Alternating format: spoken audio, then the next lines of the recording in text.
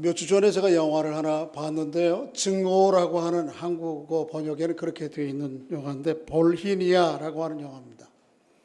2차 세계대전 중에 폴란드하고 우크라이나가 이렇게 맞대고 있는데요. 이 국경 간에 군인들에 의해서 죽인 것도 있지만 이 폴란드 민족과 우크라이나 민족 간에 갈등이 있어서 서로 죽이고 죽는 사건을 배경으로 한 영화입니다. 폴란드인이 민간인들 학살에 의해서 10만 명이 죽었고요. 우크라이나 사람들이 한 2만 명이 죽었어요. 그때 아주 비극적인 사건을 영화화한 것이죠. 제가 그 영화를 보면서 참 충격을 받았습니다. 뭐에 대한 충격이냐면 이 잔악상에 대해서 충격이지만요. 이 두 민족 간의 갈등이 전쟁이 발발하기 이전에 사람들이 대부분이 다 그 시골 마을의 촌부들이에요. 농사를 짓는 사람들이에요. 그런데 이 갈등이 심해지고 나니까 단란한 가정을 일구고 얼굴은 좀 그을렀지만 그럼에도 불구하고 아주 순박한 시골 농부들이 풀을 베고 밀을 베던 그 도구로 사람의 목을 베는 일들이 서슴지 않는 거예요. 제가 그걸 보고 충격을 받았어요. 그걸 보면서 제가 이런 걸 생각했어요. 우리가 잘못하면 그런 잔악함과 폭력성은 흔히 일부 사람들이 얘기하는 대로 우리 전두엽이 좀 손상이 오거나 그래서 후천적으로 생기는 어떤 우리 안의 특성이라고 하기 쉬운데 실제적으로는 그런 게 아니라는 거죠.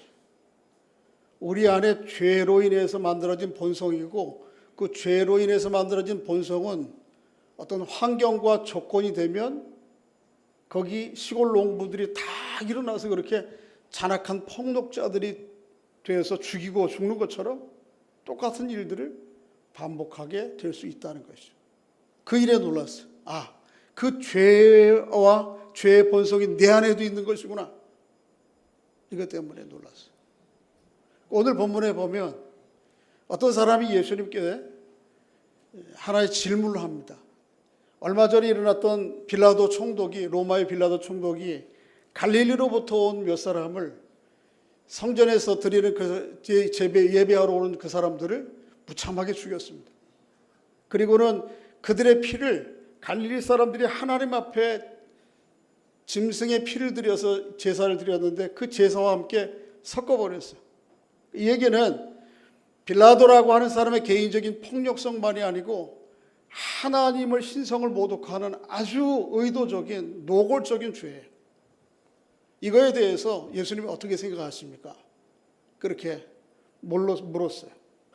예수님께서 여타저타 말씀하시지 않으시고 이 갈릴리 사람들이 그렇게 죽은 것이 나머지 다른 갈릴리 사람들보다 죄가 더 많아서 그렇게 끔찍한 일을 당했는 줄 아느냐? 너희들도 회개치 아니하면 그와 같으리라. 그렇게 말씀하시고 예수님께서 또 한 가지 사건을 언급하세요. 그거는 예루살렘 성 안에 최근에 일어났던 본문 당시의 사건이에요. 실로암이라고 하는 못인데 실로암 못에 이렇게 사람들이 모여서 이용하기 좋도록 망대를 세워놨는데 이 망대가 무너져가지고 그 실로암 망대 근처에 와 있던 사람들이 18명이 한꺼번에 죽어버린 거예요. 그러면서 똑같은 말씀을 하세요. 여기 실로암 망대에 죽은 18명이 예루살렘의 다른 사람들보다 죄가 더 많아서 죽은 줄 아느냐? 너희들도 만일 회개하지 아니하면 그와 같으리라. 그렇게 말씀하세요.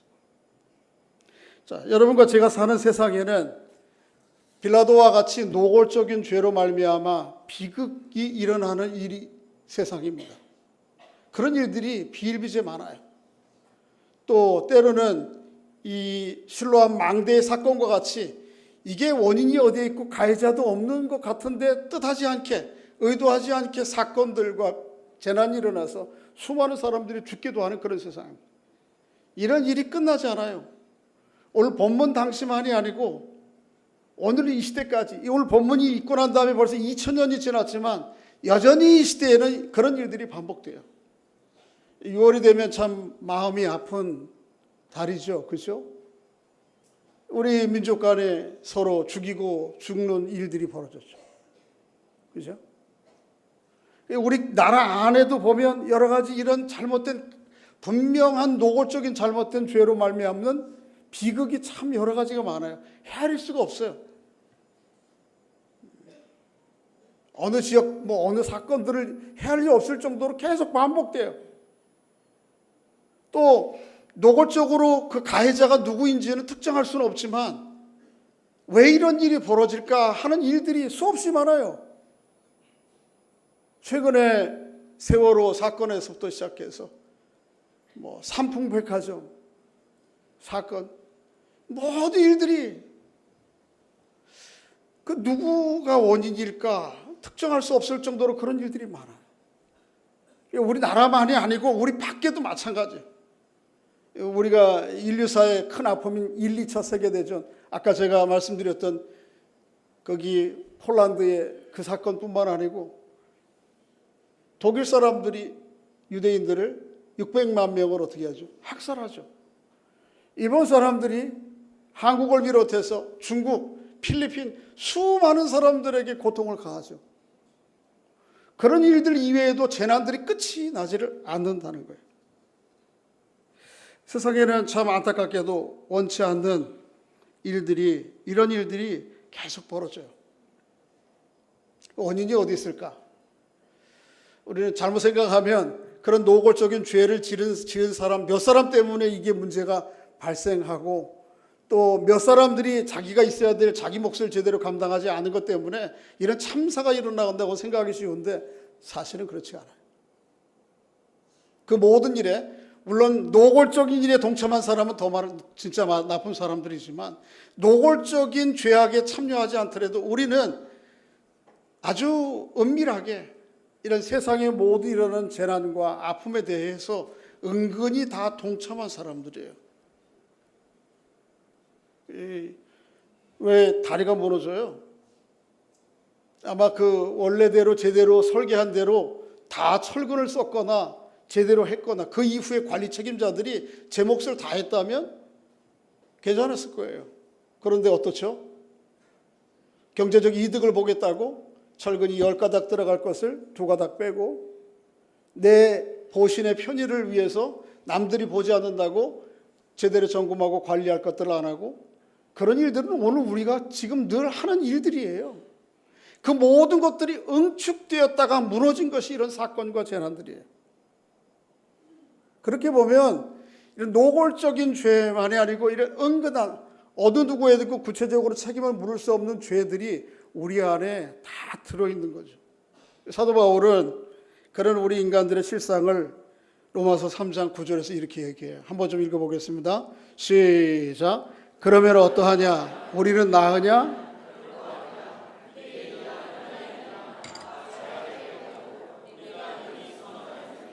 기록된 바 의인은 없나니 하나도 없으며 깨닫는 자도 없고 하나님을 찾는 자도 없고 다 치우쳐 함께 무익하게 되고 선을 행하는 자는 없나니 하나도 없도다.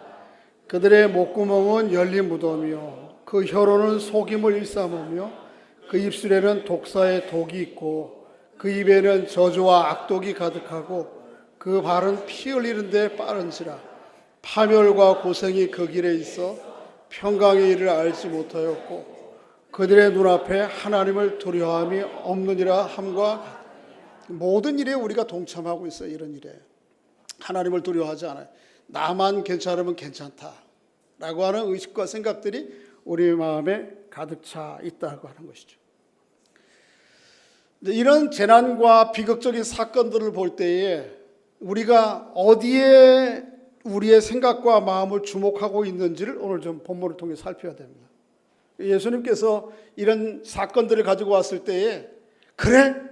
이런 빌라도 이런 놈은 하나님께서 당장 벌을 내리셔야 되는데 이렇게 나올 줄 알았어요? 아니면 사람들의 은근한 마음 가운데에는 이런 마음들이 있었어요. 그렇게 재난을 당하고 고통을 당하는 사람들은 그렇게 재난을 당하고 고통을 당할 이유가 있는 거야. 콩나무인데 콩나고 파 심은 데 뭐예요? 팥 나는 거지. 그걸 가르쳐서 뭐라냐면 인과응보라고 그래요. 원인이 있으니까 뭐가 있는 거예요? 결과가 있는 거예요. 이 오늘 질문을 한 또 예수님께서 문제를 제기한 이 제기 가운데에는 그런 의도들이 들어있는 거예요. 그게 유대인들의 전형적인 인과응보의 신학이에요. 개인적인 고난은 그 죄 때문에 말미암는 것이다 라고 하는 생각이에요. 근데 이것은 유대인들의 신학만이 아니고 여러분과 저 모든 사람들이 일반적으로 가지고 있는 생각이에요. 어떤 사람이 재난을 당하고 어떤 사람들이 고통을 당하면 그럴 만한 이유가 있어. 겉으로 드러나지 않지만 이유가 있기 때문에 그 고난당하는 거고 마땅한 거다라고 생각하는 거예요. 욥기에 보면 유대인들의 그런 생각 또 우리들의 생각을 잘 보여주는데요. 욥기 4장 7절 8절입니다. 한번 읽어보겠습니다. 시작. 생각하여 보라. 죄 없이 망한 자가 누구인가? 정직한 자의 끊어짐이 어디 있는가? 내가 보건대 독을 뿌리는 자는 그대로. 이 말이 맞아요? 틀려요? 다시 한번 읽어보세요. 맞나 틀리나? 여러분들의 생각과 동일한지 아닌지 시작. 생각하여 보라. 죄 없이 망한 자가 누구인가? 정직한 자의 끊어짐이 어디 있는가? 내가 보건대 악을 밭갈고 독을 뿌리는 자는 그대로 거두라. 여러분, 망하는 것은 그 죄 때문에 망하는 것이고 정직한 자는 끊어지지가 잘못될 일이 없어요. 악을 밭갈고 그 악의 뿌리를 뿌리기 때문에 그 결과를 걷는 거라는 거예요. 맞아요?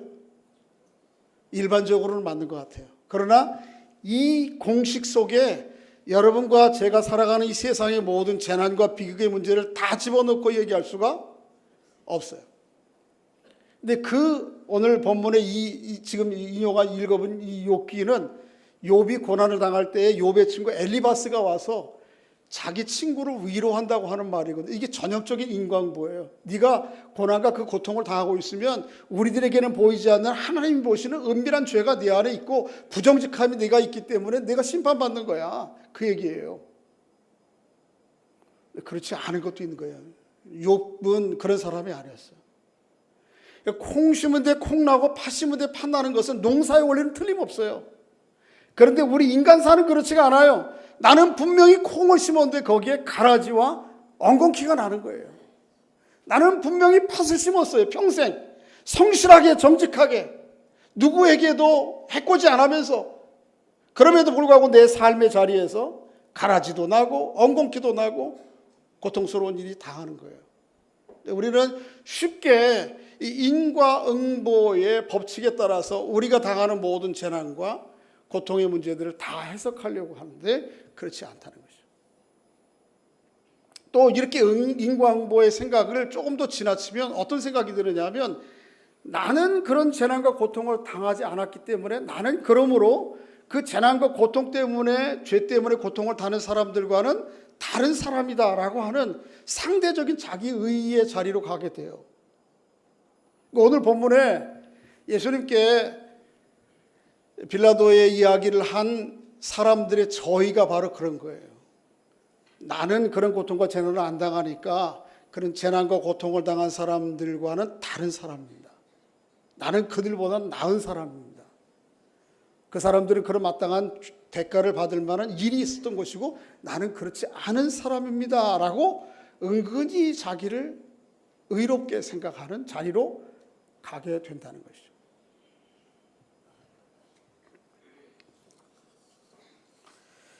사실은 그렇지가 않아요. 근데 예수님께서 그렇지 않다라고 하는 걸 오늘 본문 3절과 5절에서 반복해서 똑같은 말을 하세요. 한번 좀 읽어보겠습니다. 3절 시작. 너에게 이르노니 아니라 너희도 만일 회개하지 아니하면 다 이와 같이. 어때? 저 사람들은 죄가 있어서 그렇게 심판을 받는 것이고 저 사람들과 나는 다른 사람이죠. 예수님께 이렇게 묻는 거예요. 그러니까 예수님께서 뭐라 그러죠? 아니야. 꼭 그것 때문에 저 사람들이 죄를 재난을 당하는 게 아니고 그것 때문에 심판받는 것도 아닐 뿐더러 내가 재난과 심판을 당했다고 그래서 네가 의로운 사람이라고 아니야. 회개하지 않으면 너도 똑같은 건 아니겠지. 방식과 절차는 다르겠지만 여전히 하나님 앞에 심판의 자리에 이를 수 있는 거야. 그걸 얘기를 하세요. 5절에도 똑같이 반복하세요. 5절 다시 한번 읽어보겠습니다. 시작. 너에게 이르노니 아니라 너희도 만일 회개하지 아니하면 다 이와 같이. 자, 보세요. 우리가 비극과 재난적인 사건들을 당하게 될 때에 우리의 생각들이 자꾸 그 문제의 직접적인 책임자, 물론 빌라도와 같은 노골적인 죄를 잘못한 사람들이 있겠죠. 그럼에도 불구하고 예수님께서 오늘 본문에 이런 나쁜 인간 빌라도 그렇게 얘기하지 않으시고 그들의 마음의 시선을 자기 자신에게로 향하게 하세요. 이유가 있어요. 우리는 재난과 비극적인 사건들이 일어날 때마다 이 노골적인 가해자들을 찾아가지고 이 사람들을 데려다가 좀 어떻게 좀 본때를 보여야 속이 풀려. 그러잖아요. 그래서 이런 저런 비극과 큰 사건의 가해자들을 잡아다가 뭐 법정에 세우기도 하고 국제심판대에 세우기도 해서 어쨌든 좀 처벌을 해요. 저는 그거 필요하죠. 이 사건의 진위를 제대로 밝히고 책임자들을 처벌해서 마땅한 대가를 치르는 거 해야 되는 거예요. 또 어느 누구에게 특정할 수 없지만 사건들이 일어나면 그것들에 대한 원인과 책임을 소수의 몇 사람에게 물어요. 들추어내 잡아. 요즘 우리 근대사 일어나는 제가 어느 쪽을 편들고 얘기하는 게 아니에요. 잡아다가 넣어야 시원해. 잡아다가 법정에 세워야 시원하고. 그렇지 않으면 창피를 줘서라도 뭘 해야 돼요? 우리의 화와 분풀이를 해야 돼. 그리고 일단락해요. 이렇게 우리가 직접적인 노골적인 죄를 지은 사람과 노골적인 책임을 물을 수 없는 사건들에 대해서 이런저런 사람들을 긁어 모아서 그렇게 해서 일단락해버리면 이 문제가 해결되느냐? 아니에요. 우리가 근대사에 일어난 최근에 일어나는 모든 문제들이 발생할 때마다 신문기사에 예외 없이 빠지지 않는 제목이 있어요. 이거는 인재다. 계속 반복해요. 인재다. 해놓고 나서는 몇 사람 잡아다 놓고 해결하는 거로 끝내는 거야 그냥. 여러분 너무 큰 사건들이 우리에게 일어나가지고 작은 사건들은 사실은 아닌데 기억이 안 나요. 뭐. 화성에서 어느 연수원에서 꼬마 아이들이 유치원에서 30-40명이 갔다가 수련회 하다가 불이 나가지고 나오지 못해가지고 어떻게 했어요? 다. 이게 끔찍한 일이에요. 그때 건축법은 뭐 어떻게 하고 다 우리가 인재다 그러고 난리치고 이거 뭐 대책을 세우고 뭐 해야 된다고 그랬어요. 어느 지역에 최근에 제천인가 어디에서 목욕탕에서 불이 났어요. 그래서 뭐 건축법이 뭐가 잘못됐어. 그러니까 건축주 잡아다가 또 그냥 건축주가 비상계단에다가 신발장 놓고 비상계단 통로 막았다고 그 범법자라고 잡아다가 제가 할 말이 없어요. 우리 여기 2층에 분명히 안 내려가 봤지만 내려가다 보면 이것저것 걸리자는 거 다 갖다 놨을 거예요. 여기 불 나면 누가 잡혀가야 돼요? 사고 나면 제가 책임자니까 제가 잡혀가 틀림없는 거예요. 그렇게 몇 사람 잡아다가 넣는 거를 일단락 끝 잊어버려요. 드라이비트 문제가 생겼다. 여전히 쓰는 거예요. 왜 드라이비트를 계속 쓰는 거예요? 우리가 건축 비용 줄여야 되거든요. 그래서 근데 경제적 이득을 위해서 나는 써도 상관없어. 우리가 아주 우리 안에 이런 사악함이 있어요. 숨겨져 있는 은밀하게 나는 빠져만 나오면 되는 아무 문제가 없는. 예수님께서 직접적인 노골적인 가해자인 빌라도가 있음에도 불구하고 빌라도를 이름도 빵긋 안 하시고 실로암 망대에 무너질 때에 물을 수 있겠죠. 그 누가 건축했어? 누가 관리했어? 물을 수 있겠죠. 그런데 그거 얘기 안 하세요. 그리고 뭐라 그러세요? 3절과 5절 동일하게 회개하지 아니하면 너희들도 똑같이. 이 비극적인 사건과 재난을 통해서 우리의 마음과 생각의 초점을 어느 누구 소수의 사람들에게 불을 켜고 그리고 그 사람들을 일으켜 세워가지고 일단락 짓는 것으로 뒤돌아서게 하지 않으시는 거예요. 그리고 그 눈을 돌려서 누구를 보게 만드시는 거예요? 우리 각자를 봐야 돼, 각자. 우리가 모든 일어나는 비극과 재난들을 통해서 물론 적법하게 이 절차들을 통해서 책임자들을 처벌하고 또 마땅한 대가를 물어야 되는 거 해야 되는 거예요. 거기서 멈추면 안 되는 거예요. 이 모든 크고 작은 재난과 안팎의 사건들을 통해서 이 거울을 통해서 누구를 봐야 되는 거예요?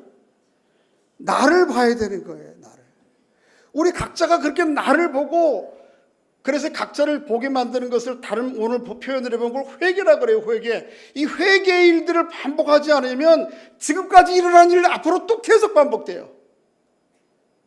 제가 예언자는 아니지만 지금까지 근대사에 일어난 모든 비극과 누구에게 물을 수 없는 불특정 다수의 욕심과 야망들이 충족되어서 무너져내는 이 사건들은 앞으로도 계속됩니다.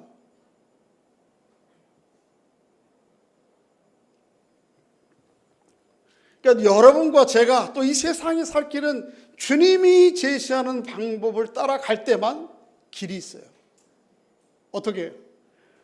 회개하고 돌이켜야 돼요. 회개하고 돌이키지 않으면 망하는 거예요. 물론 우리가 그렇게 망대가 무너져서 찧어서 죽든지 아니면 비극적인 사건으로 말미암아 죽지 않을 수는 있어요. 그러나 분명한 것은 하나님 앞에 영원한 심판을 모면할 수는 없어요. 우리 각자가 하나님 앞에 이 사건과 재난들의 거울을 통해서 자신을 돌아보고 매 순간 회개하지 않으면 안 돼요. 자, 3절과 5절에서는 이 회개의 필요성을 예수님께서 두 번에 걸쳐서 말씀하신 다음에 오늘 본문 6절부터 9절까지 비유를 통해서는 이 회개가 얼마나 시급한지에 대해서 얘기를 하세요. 자, 회개가 뭐죠? 저를 보세요. 회개가 뭐예요? 회개가 뭐죠? 회개하세요, 안 하세요? 해요? 언제 했어요? 매일. 집사님은 그래도. 데살로니가전서 1장 9절에 사도 바울이 회개를 이렇게 얘기해요. 한번 읽어보겠습니다. 한번 읽어봅니다. 시작. 너희가 어떻게 우상을 버리고 하나님께로 돌아와 살아계시고 참되신 하나님을 섬기. 요게 회개예요. 회개는 뭐냐 하면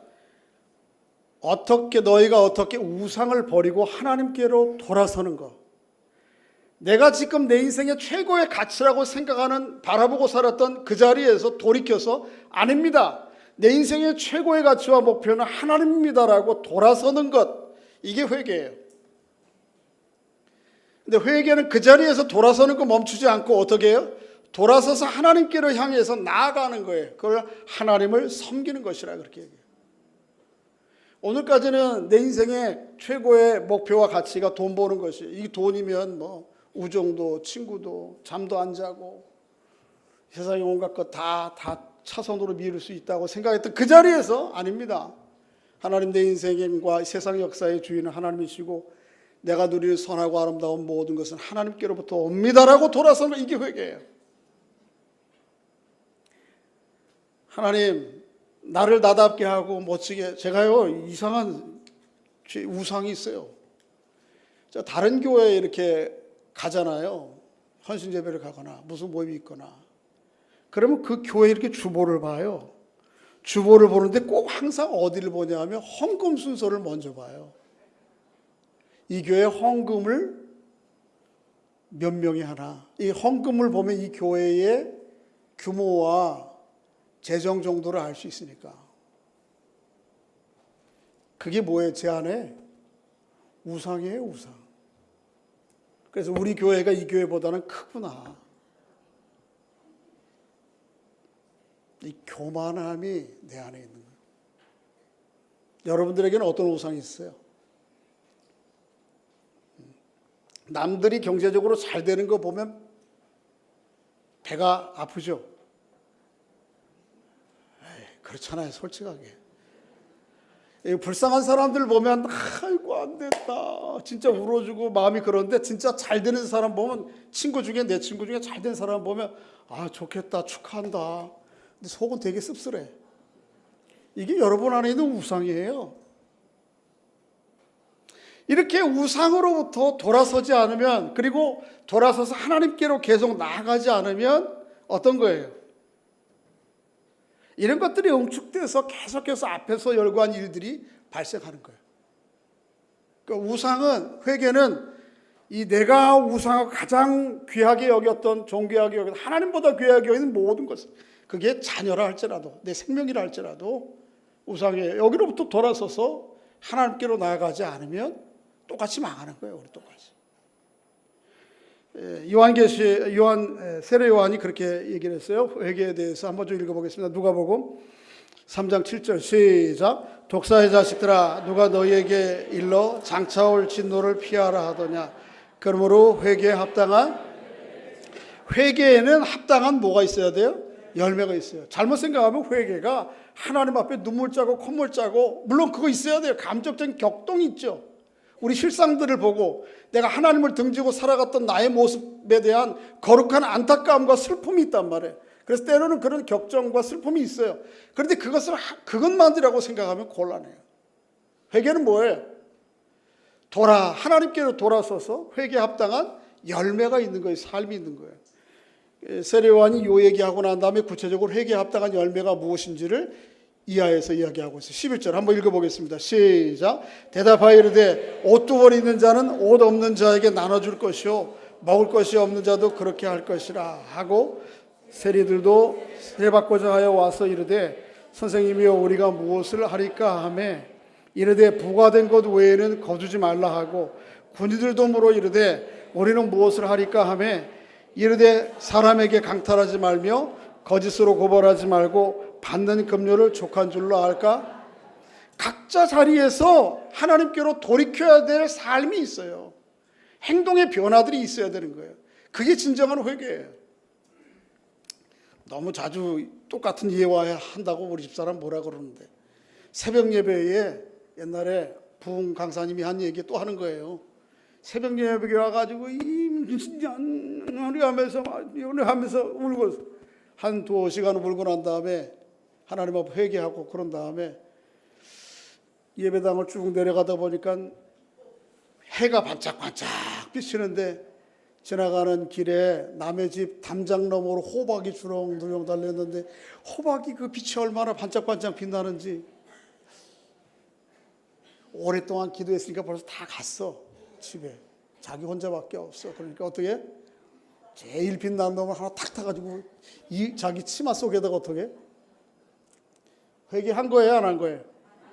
그게 무슨 회개예요? 눈물 콧물 짰다고 회개해요?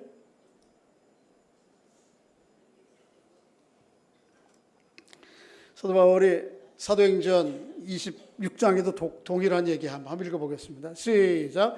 회개하고 하나님께로 돌아와서 회개에 합당한, 회개는 하나님께 돌아서는 것이고, 더 나아가서 하나님께 합당한 뭐 하는 거예요? 일을 하고 하나님 뜻을 쫓아 적극적으로 살아가는 일들을 하지 않으면 회개한 게 아니에요. 또 잘못 생각하면 여러분, 회개는 예수 믿을 때 한 번 하고 그 다음부터는 회개 안 하는 것이다 이렇게 착각하기 쉬워요. 그렇지 않아요. 제가 얼마 전에 유명한 연예인, 구원파와 관련되어 있는 연예인 성경 공부 그래가지고 막 신문에 나오고 그랬잖아. 뉴스에 나오고. 왜 자기는 구원파랑 관련이 없대요. 본인이 그렇게 얘기하니까 진위가 밝혀지기 전까지는 그렇게 인정해 줘야죠. 하도 이슈가 되어서 제가 그분이 쓴 이렇게 간증문을 쭉 읽어봤어요. 간증문을 읽어봤더니 구원파인지는 모르지만 구원파적이에요. 구원파적 구원론을 가지고 있는 사람들은 어떻게 생각하느냐 하면, 한 번 구원받으면 영원한 구원이라고 생각해요. 그 구원을 아주 기계적으로 적용해요. 그리고 구원파는 특징이 뭐냐면 회개가 없어요. 회개하지 않아. 회개를 해도 옛날에 그 구원받는 순간 한 번 돌아선 것으로 끝난다고 생각해요. 그런 면에 있어서 제가 볼 때 그분 간증은 구원파적이에요. 좀 더 진리는 밝혀줘야 될 것 같습니다. 여러분, 회개는 한 번 하고 마는 게 아니에요. 우리가 매 순간, 제가 다른 교회 가서 주보가면서 보면서 어떻게 해요? 어떻게 예배를 드리고 하나님 앞에 아름답게 공동체를 꾸려가고 있는가, 이거 보지 않고 뭘 봐요? 그게 우상이거든요. 제 안에 목회 성공에 대한 우상, 남들보다 더 목회를 잘해야 된다고 하는 우상. 제가 설교하고 내려가면 자주 그러지는 않아요. 제가 그런 면에 자유로우려고. 가끔은 우리 교회 이 SNS 홈페이지나 아니면 여러분 가지고 있는 그 핸드폰에 그 애플리케이션 봐요. 애플리케이션 보면 제가 제 설교를 좀 보기가 듣기가 민망해요. 그래서 잘 안 보는데, 그래도 가끔 보면 설교를 듣고 잘한 부분은 무엇이며 잘못된 부분은 고쳐야 되겠구나, 이걸 봐야 되잖아요. 근데 그걸 안 보고 그 밑에 조회수를 보고 있어요. 이게 제 안에 있는 뭐죠? 인정에 대한 우상이에요. 남들 앞에 인정받고 싶은 우상. 그리고 회개는 지난날에 한번 주님께로 돌아서는 것만이 아니고 매 순간 하나님께로 내가 우상 삼았던 것으로부터 돌아서는 일들을 계속해야 되는 거예요. 지금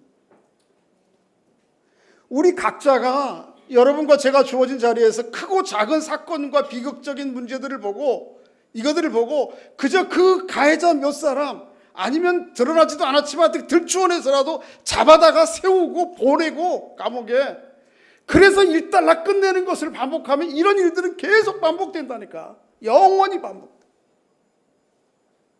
그 크고 작은 모든 비극과 재난들을 통해서 이 거울로 나 자신을 비추어 보고, 내 깊은 중심에 여전히 하나님 아닌 다른 우상들이 나를 이끌어가고 있는 이 자기 실상을 보지 아니하면, 그리고 그 자리에서 돌이키지 아니하면 이 일들은 계속 반복되는 거예요.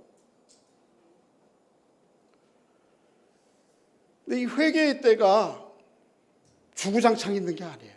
오늘 본문 6절에서 9절 말씀의 비유가 그거예요. 자, 보세요. 농부가 포도원에 무화과를 심었어요. 그리고는 3년이 되어서 와서 열매를 따려고 주인이 왔는데 열매가 없어요. 그러니까 포도원지기에게 뭐라 그래? 이거 파서 버려라. 사실이 우리는 타인을 억압하는 사업이나 사역에 관여해도 도덕적이며 훌륭하게, 자 보세요. 악이라고 하는 것이, 죄라는 것이, 우리 안에는 죄의 폭력성이 평소에는 아주 그럴듯하게 평범하게 한 가정을 다복하게 일구는 가정이요, 한 여인의 사랑스러운 남편이요. 그런데 이 600만 명들을 잡아다 가스실에 보내고 그걸 가지고 비누를 만드는 일들을 뒤에 가서는 하고 있어요. 악이라고 하는 것이 이렇게 평범하게 우리 안에 스며들어 있는 거예요. 이거에 대해서 자주 잊고 살아요, 우리는. 그리고 나는 저 사람들과는 다른 사람들이라고 자꾸 자기 우위에 서려고 그래요. 성령께서, 러블레이스가 그 뒤에 얘기를 이제 붙이고 있어요. 성령이, 시작. 성령이 우리가 하나님의 나라를 대적하는 일에 개입하고 있다는 자각을 통해 우리의 인습적인 행동을 타파해 주지 않으면 우리는 계속해서 몽유병자처럼 죄악 속을 걸어 다니게 될 것이다. 우리 안에 아주 지극히 평범하고 정상적이고 문제없고 착한 사람처럼 보이는데요, 성령께서 우리의 마음을 비추어서 우리 안에 있는 이 깊은 죄악성을 보지 않으면, 그리고 그것을 뒤흔들고 돌이켜 하나님 앞에 회개하지 아니하면 몽유병자처럼 밤새 일어나서 왜 걸어다니는지도 모르게 그 길을 헤매고 있는 것처럼 똑같은 죄악의 밤을 열심히 뛰어다니게 되는 몽유병 환자가 될 수 있다는 거예요. 회개하십시오. 빨리 돌이키십시오. 미루면 안 됩니다. 기회가 언제 또 있을지 모릅니다. 매 순간 우리는 다시 한번 내 우상화했던 것으로부터 하나님께로 돌이켜 하나님께로 한 걸음 나아가는 삶을 살아야 됩니다. 그리고 주변에 일어나는 크고 작은 비극과 재난의 사건들을 통해서 그 탓을 누구에게만 돌리는 것에 멈추지 마시고 항상 그 거울로 자기를 비추어 보아 하나님 앞에 나의 모습이 어떤지 돌이켜 살아가는. 그래서 언제 주님 앞에 서더라도 주님이 오시더라도 자신 있지는 못하지만 최선을 다했습니다. 그렇게 주님 앞에 서는 여러분과 제가 될 수 있기를 주의 이름으로 소원합니다. 우리 함께 기도할 때에 하나님 오늘 주신 말씀 생각하면서 우리 자신들을 돌아봅니다. 내 안에 우상이 무엇인지 보게 해주시고 돌이켜 하나님 앞에 한 걸음 나아가는, 그래서 하나님의 뜻을 따라 행하는 저희들이 될 수 있도록 은혜를 주십시오라고 우리 자신들을 위해서 우리 한 목소리로 잠시 기도하겠습니다. 아버지 하나님 은혜 감사합니다. 이 시간 말씀을 통해 우리의 마음의 눈과 초점을 외부에서 일어나는 사건과 문제들에 돌리지 아니하고 우리 자신들을 돌아볼 수 있도록 주님 인도해 주시기를 원합니다. 성령께서 저의 마음에 하늘의 빛을 비추어 주셔서 내 안에 겸허히 스며 있는 죄와 악감과 폭력과 이기적인 욕심들이 있음을 고백하오. 이 모든 우상들을 내려놓고 하나님만이 진정 내 인생의 주인이여 역사의 주인이여 삶의 모든 것들이 하나님의 선물인 줄 알고 감사하며 고백하며 나아가는 저희들 될 수 있도록 주님 인도해 주시기 원합니다. 그래서 매 순간 하나님 앞에 온전한 사람으로 세워져 가도록 이 일을 게을리지 아니하도록 이 일을 미루지 아니하도록 하나님 도와주시기를 원합니다. 그렇게 하나님 앞에 늘 온전한 의인으로 서는 저희들 될 수 있도록 주님 역사해 주시옵소서. 그렇게 하실 주님 높이고 찬양하오며 예수님의 이름으로 기도하옵나이다. 아멘.